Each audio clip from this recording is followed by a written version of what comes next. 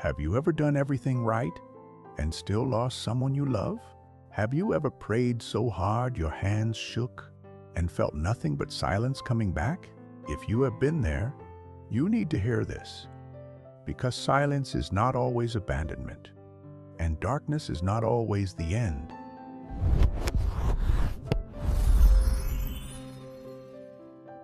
In a rugged stretch of the Irish coast, there lived a lighthouse keeper named Eoin. Eoin had kept that lighthouse for 23 years, not because someone checked on him, not because he was paid well, but because he believed, deep in his bones, that a light given is a light that must be kept, no matter what the sea brings back. Every night, he climbed those iron stairs, filled the oil tank, trimmed the wick, and wrote in his logbook with the same careful hand every ship that passed, every storm, every quiet night where nothing happened at all.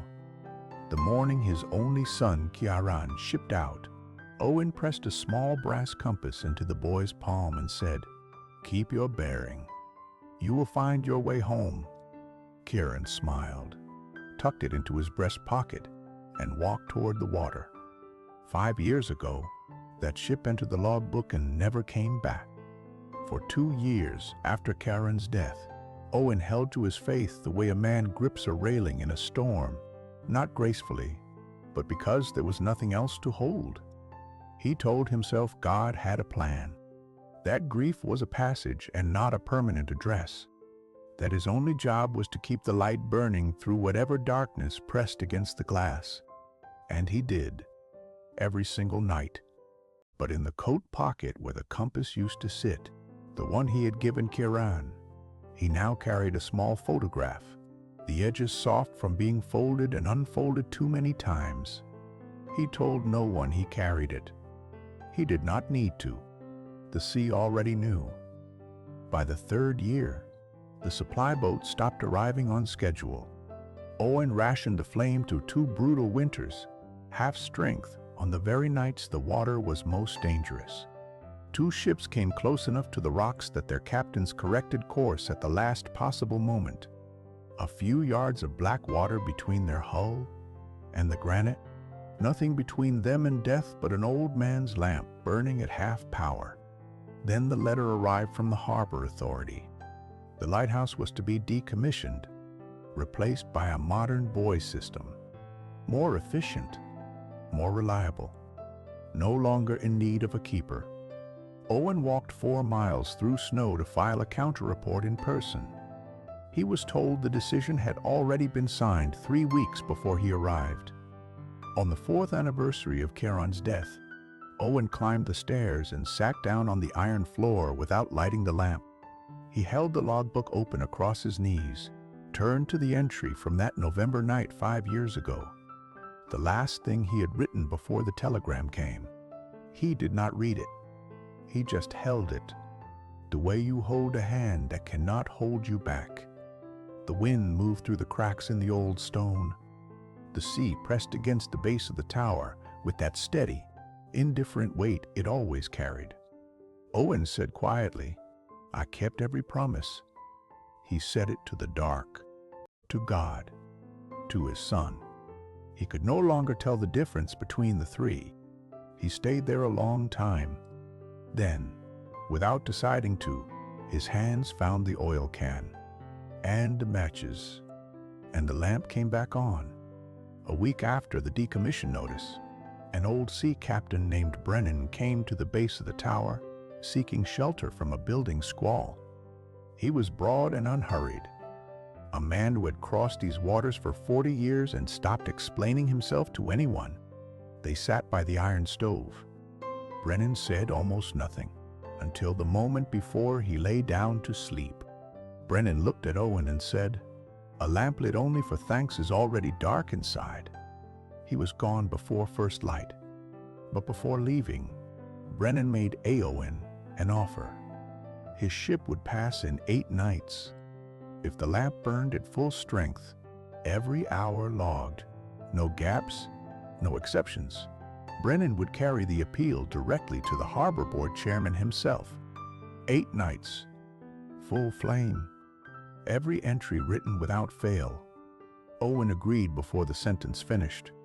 But the real test would arrive when the worst storm in 3 years came in from the open Atlantic on night 5. The first 4 nights were steady. Eoin worked his old rhythm. Oil filled at dusk. Log marked at midnight. Wick checked at 2 in the morning. Something he had not felt in years began to settle back into him during those long, quiet hours.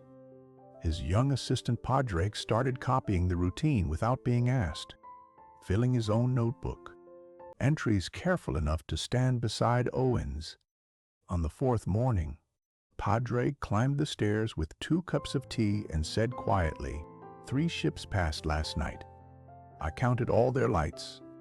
Something in Eoin's chest loosened, small but real, like a knot releasing under steady pressure.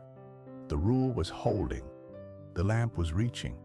But that same afternoon, a fisherman named Brennan stopped by with well-meaning news. The harbor board had quietly agreed on closure months before. The captain, he said, held no real standing with the chairman. Everything Eoin had worked for these 4 nights might mean nothing. On night 5, Donald's words settled into Eoin the way cold water settles into old stone. Slowly, completely, no room left for doubt. He logged the hours out of habit, but his hand eased the flame dial lower than it should have been. Just once, just slightly. The first time in 23 years he had deliberately dimmed his own light, because he was no longer certain anyone on the other side of the dark was watching. He caught it at midnight, turned the flame back to full, and said aloud into the empty room, "Keep your bearing." He did not know exactly where those words came from. Night 6 brought a different failure. He overslept the 2 o'clock log entry, the first missed record in his entire career, a single gap in 23 years of unbroken faithfulness. He climbed the stairs in the dark, certain the flame would be dying. It was still burning, steady, patient, as though it had been keeping watch over him while he slept. Brennan's ship passed on the 8th night. Its horn sounded twice in the dark as it cleared the rocks and moved safely south. 6 weeks later, the decommission order was suspended pending formal review. But Eoin had stopped measuring himself against the outcome by then. He was teaching Padraig the tank levels, the wick measurements, the log entries written with enough care that a stranger reading them 20 years from now would understand exactly what a single night in this tower asked of a man. 2 months after the storm, a survivor from Ciarán's ship arrived at the base of the lighthouse on a quiet Tuesday morning.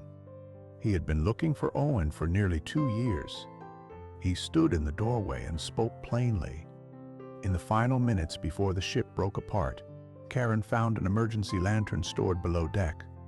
He lit it bare-handed, in the smoke, in the cold, in the dark, and held it above the water for as long as he could. 3 men were pulled from the sea because of that light. The sailor reached into his coat, set a small brass compass on the table between them, and said nothing more.